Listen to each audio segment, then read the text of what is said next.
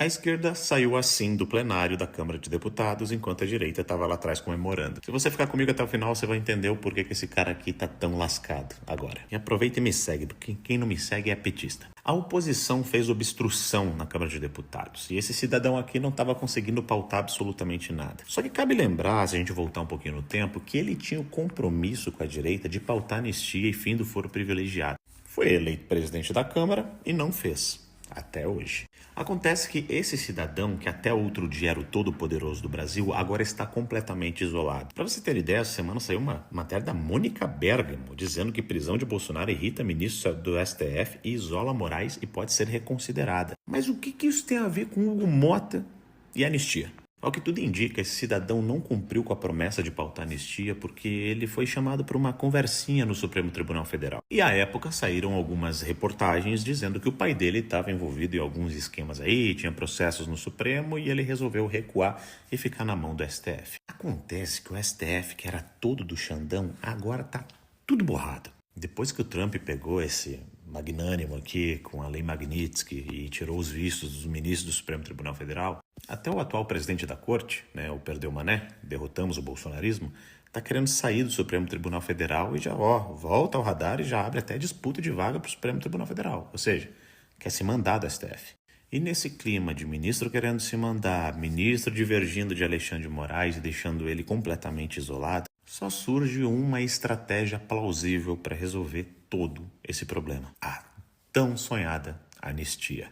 Mas, Rony, o Lula não vai deixar isso acontecer nunca, o Supremo Tribunal não vai deixar acontecer nunca. Será mesmo? Esse cara aqui chegou num ponto de não retorno, que é um ponto onde ele só tem que dobrar a aposta e não recuar, porque se ele recuar em algum momento, ele não vai só confessar que estava errado, mas vai confessar que cometeu crimes em nome de salvar a democracia ou a própria pele. E como os outros ministros já não estão mais comprando a ideia e estão até pensando em pular fora, e vendo o clima nas ruas, e vendo que a Câmara de Deputados estava obstruída, e veja bem, não somente pela direita, olha só, União e PP se juntaram para obstruir as votações no Congresso, basicamente com União, PP, PL, Novo, esses partidos mais de centro-direita, todos unidos em torno de uma pauta, não sobra ninguém na base do governo Lula e votos o suficientes para aprovar praticamente qualquer coisa. E o Lula está com outro problema, porque o PP já tem data limite para sair do governo e está levando a União Brasil junto. Ou seja, o Lula não tem mais o Congresso. Ele precisa governar através do STF, coisa que ele mesmo disse. Só que agora, sem ter maioria no Congresso e com o STF todo borrado, esse cidadão aqui ficou sem pé nem cabeça, não tem o que fazer, tá desesperado. E aí que volta esse cidadão aqui pro jogo. Por quê? Porque nem Lula, nem Alexandre de Moraes e nem os ministros do Supremo Tribunal Federal vão recuar com as decisões absurdas que eles já tomaram. Mas existe uma saída que pode acontecer através do próprio Congresso. Os próprios ministros do Supremo, para fugir da lei Magnitsky, para fugir das sanções dos Estados Unidos, acionaram esse cara aqui, eu tenho certeza disso. Vai lá, conversa com a oposição, pauta anistia, porque se a anistia for aprovada pelo Congresso, a única coisa que sobra para o Supremo Tribunal Federal é dizer, não, foi aprovada pelo Congresso, então a gente tem que respeitar, a separação dos três poderes, até que enfim, o Lula e a esquerda vão continuar chiando e fazendo aquele teatrinho, sabendo que estão livrando a própria pele. Dirão que a anistia foi um golpe, que essas pessoas são golpistas e que estão tentando derrubar o Lula, aquela coisa toda que vocês já viram fazer com a Dilma e eles fazem o tempo todo. Mas e esse cidadão aqui? Bom, esse cidadão aqui corre um risco muito grande de não sofrer o impeachment. Pelo menos não ainda, não com esse Senado que está aí. E eu digo por quê. Porque o Hugo Mota, para ter coragem de pautar anistia, que eu acredito que ele vá pautar nos próximos dias, ele com certeza tem algum tipo de retaguarda dos outros ministros do Supremo Tribunal Federal que estão todos cagados.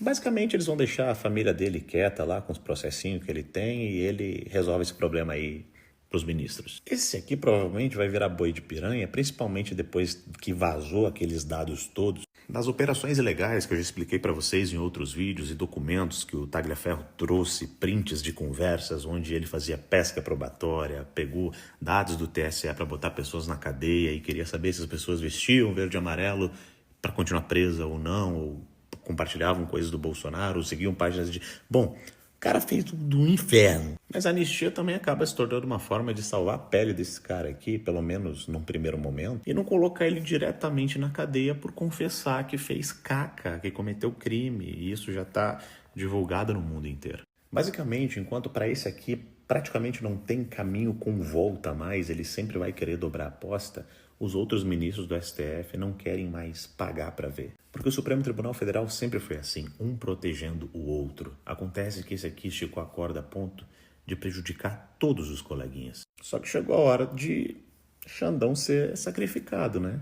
E olhando para a cara da Maria do Rosário, tenho certeza que eu tô no caminho certo. Então, Rony, nós vencemos? Bom, não é bem assim. Eu acho muito difícil que essa galera vai recuar quanto à questão de Bolsonaro poder concorrer. A direita precisa continuar viva, pressionando e fazendo eles cumprirem os acordos. E por isso é muito importante, inclusive, a posição de Donald Trump quanto ao que está acontecendo no governo do Brasil. E para você lutar contra a tirania, contra uma força, você precisa de uma outra força do mesmo tamanho, ou até mesmo maior. Porque quem no Brasil hoje consegue bater de frente com o Supremo Tribunal Federal? Absolutamente ninguém.